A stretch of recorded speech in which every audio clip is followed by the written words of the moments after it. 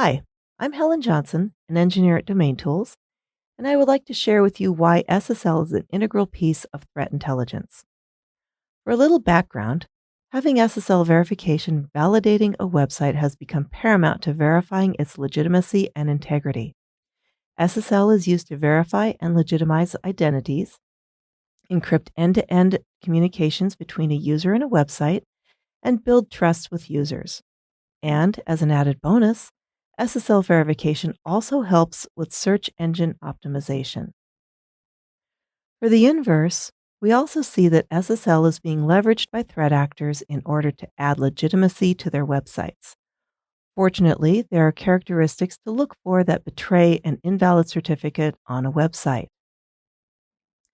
Where most would look to the padlock icon for an indicator of a secure website at the beginning of any URL, Krebs on Security pointed out that nearly half of all phishing sites bear that padlock. So, let's examine the different fields within the SSL profile within DomainTools Iris, and more importantly, the value that they provide. Hash, a unique encryption signature for a certificate. This value can be a guided pivot within Iris if other domains have this in common. Subject. The subject field contains such essential information as the common name and distinguished name. This can also serve as a guided pivot. If the subject contains a CN, common name, that says localhost or some company or anything other than a reasonable sounding name, this can be indicative of a self-signed certificate, which can call the legitimacy of the domain into question. Issuer. The issuer field contains the issuer distinguished name, the common name, organization name, and the country code of the issuer. Again, if there's data in this field that looks suspicious, the certificate may not be legitimate.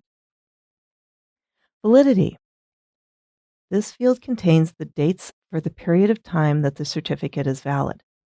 These values are commonly between 1 and 3 years. If the certificate displays an expiration of 20 years into the future, or anything longer than 3 years, this could be an indicator of illegitimacy. Extensions. There's quite a bit of information contained within the extension section of the certificate, up to and including subject alternative names like www and subdomains, key usage, constraints, identifiers, policies, and signed timestamps. Public key. In addition to the public key being noted here, this section also includes the key size and the algorithm used to encrypt the key. Other information. This section contains the encryption type, the signature algorithm used, version, and serial number. This information can be helpful in determining the integrity of the certificate. And here we are at the end. I hope this SSL walkthrough has been helpful. For more information on how you can gain access to Iris, please contact sales@domaintools.com. Happy hunting!